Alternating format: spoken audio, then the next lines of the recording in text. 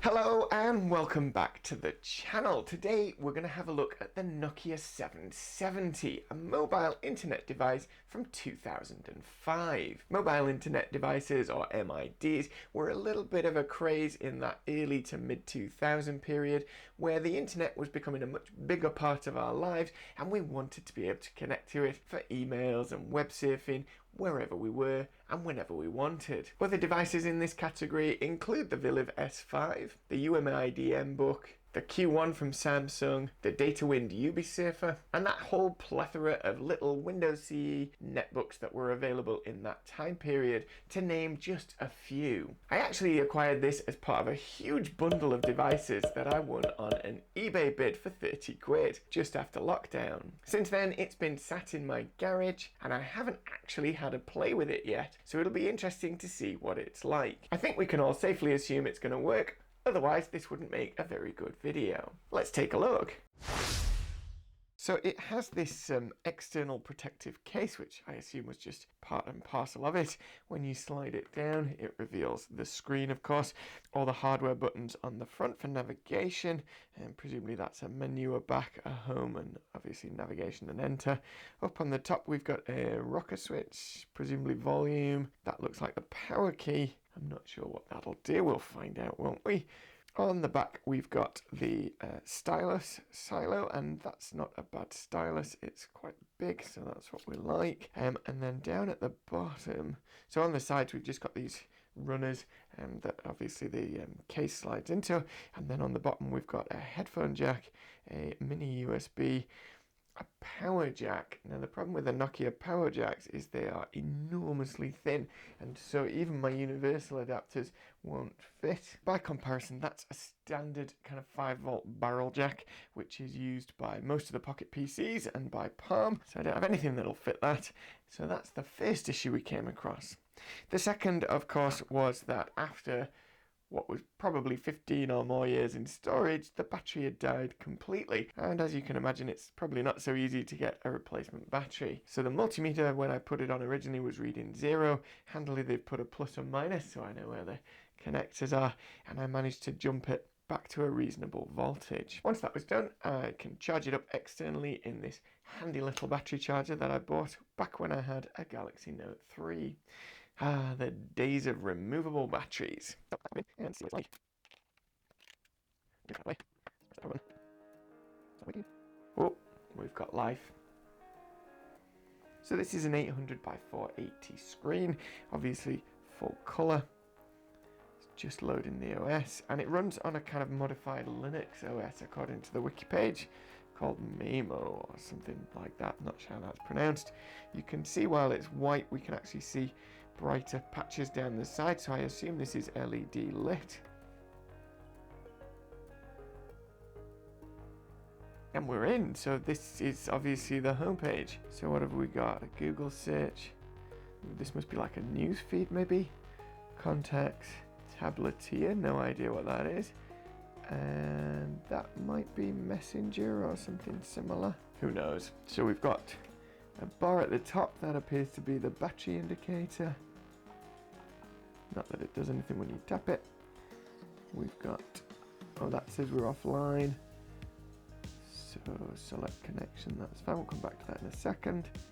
Oh, a volume slider, that's good. Oh, that'll answer the question, does this do the same thing? No, apparently not. Okay. Brightness indicator. I think we'll leave it on max brightness, that's absolutely fine. And then these appear to be wireless indicators. Oh, take a screenshot. Too late. Oh, let's take a screenshot. I guess that's worked. There was no sound to indicate it. List processes. Oh, so that's interesting. We can see what's being used. Okay. How do we exit that? Close? Yeah. Settings. What settings have we got? Oh, screenshot settings. Screenshot delay 7 seconds. That's a very long time. Okay, we'll make that 2 seconds. That's more like it. Accept. And then we've got Bluetooth, so obviously we can connect things. Oh, and connect to GPS, that could be handy. And we might be able to get Google Maps on here, I guess. And then into settings, so we've got keyboard. Oh, this is if we connect a Bluetooth keyboard, that's fine. And this is to connect to a GPS, so we'll leave those, that's fine. Up here, what have we got? Okay, so we can open a new browser. I've not reset this device, so these are clearly the last person's favorites for the web browser. BBC homepage, of course. SCUM compatibility. Google, yeah. Okay, that's fine. We're not currently connected to the internet. Is this like a messenger? Alright, so view contacts. Let's do that.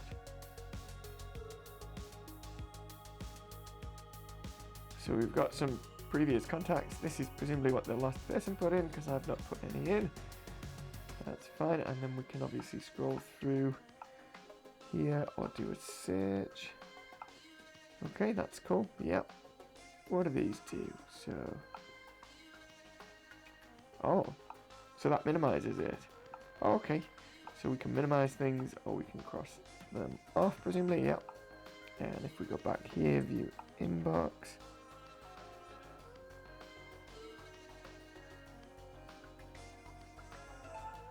No, I don't want to define it now, that's fine.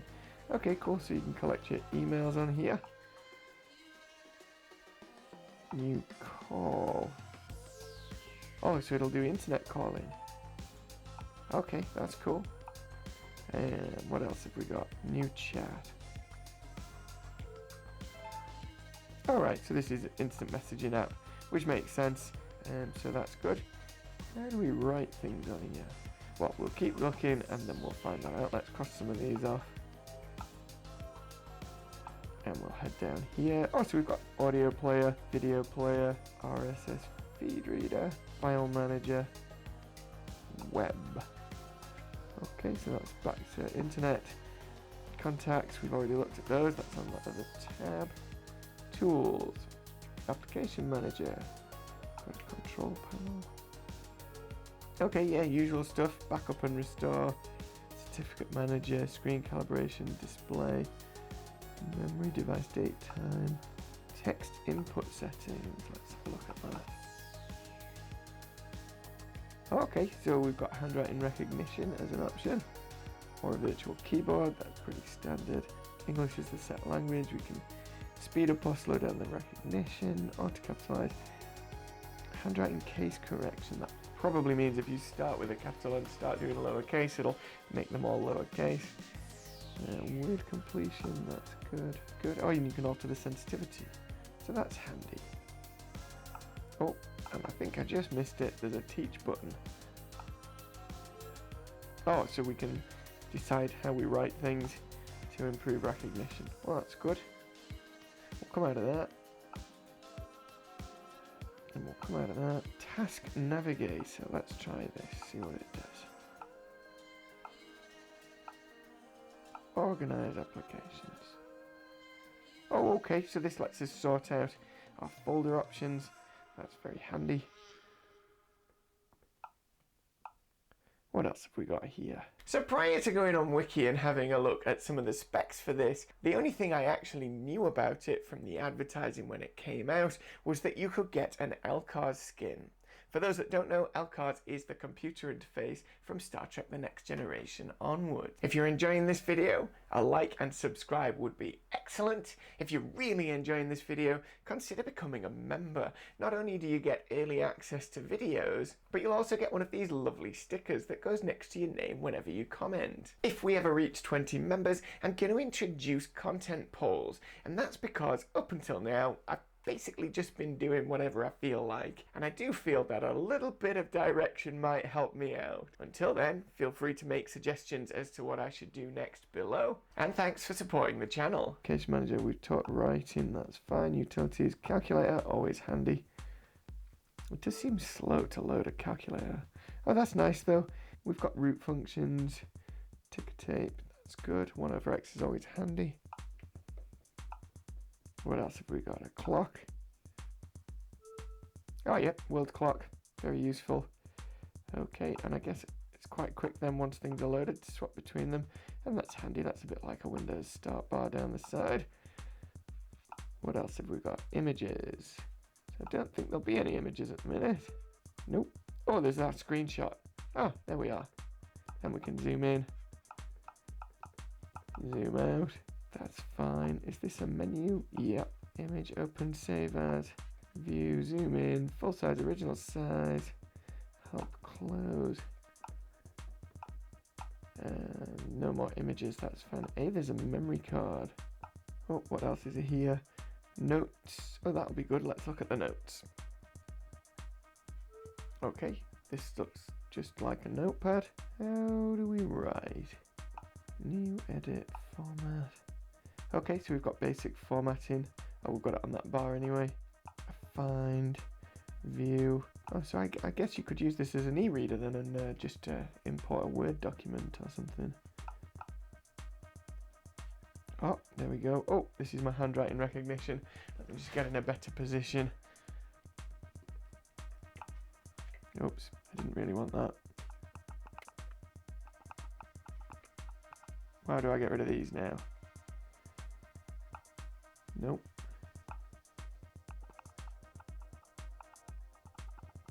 Okay, that doesn't look anything like subscribe. I'm just going to try that one again. Might help if I stuck to upper or lower cases. Okay, the handwriting recognition perhaps isn't great, but with training might be okay. If I press enter, alright, okay, so that clears the bar, but it brings a new line as well. That's annoying. How do I get it just to send it to the top? This one. No. That's upper and lower case. Alright, if I tap the word it goes. This is annoying. Okay.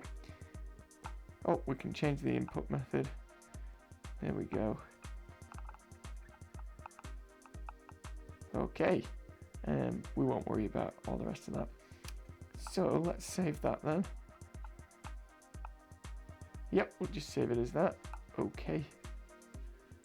Cool. Close that. Let's close a couple of these. See what else we've got. Notes. PDF reader. Oh, that's handy. And a sketchpad. Everyone loves a sketchpad. Can we change color? Yes. Great. Let's see what we've got. So we can save, undo, change the canvas size. Oh, we've got some various options. Let's do some rectangles. Amazing. Okay. Line width eraser, that's fine. View full screen. Full screen. I've just had a thought. Is that what this button does? That could be like a screen zoom.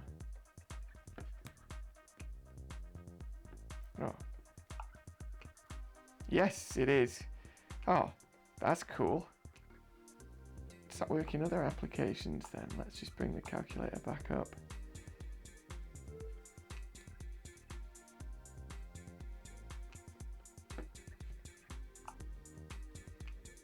No, but presumably it'll work in some of the other applications. Let's see what else we've got. Utilities, games. Oh, chess, mahjong, marbles. Is this one of these like bubblets where you pop them? No. Oh, no.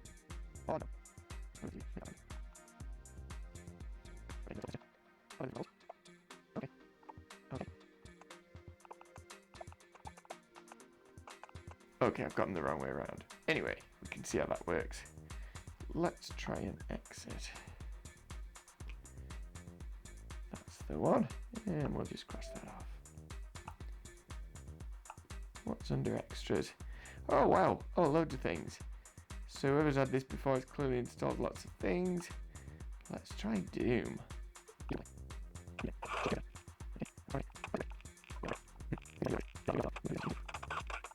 Okay, enough of that. Ah, how do I get out? Okay, what else have we got on here?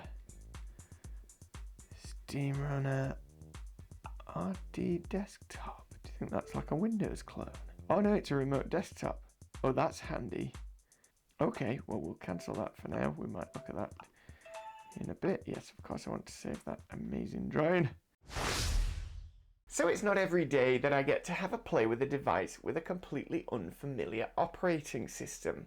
This has certainly been interesting. It's quite an intuitive operating system, and from the looks of it, it looks like it's quite a powerful operating system. There were clearly lots of people developing for the platform at the time, which is why there are so many applications already installed on here. It's a great form factor for mobile entertainment, given its wide screen and relatively high resolution. I could certainly imagine sitting on a plane watching a film on this. The thing I do find odd is that Nokia didn't turn it into some kind of an organizer. There's no diary or to-do list, there is just the notepad. According to the wiki, there's a couple of options available for personal information management, and so I'll be sure to give those a go. But the next real task for me with this is trying to get it online. Since 2005, all the security protocols for Wi-Fi have changed, so I need a little bit of a workaround to get it online, but once I do, I'll have a proper play and we'll revisit this device and see what else it can do. The creation of the iPhone in 2007 pretty much shut the door on mobile internet devices, because suddenly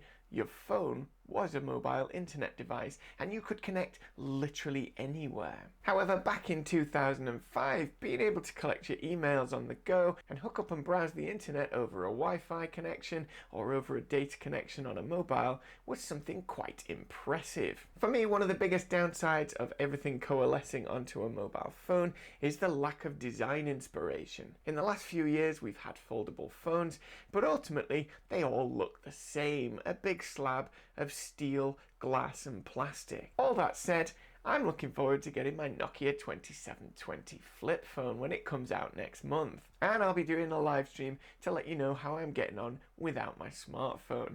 I'll pop the details to that on the community page. As always, a huge thanks to the members who are supporting the channel and to my subscribers and viewers. If you haven't subscribed yet, please do. I'm hoping to reach 4,000 by the end of the year. I hope you've enjoyed the video. As always, my name's Hugh. This is Handheld Computing. Thanks for watching.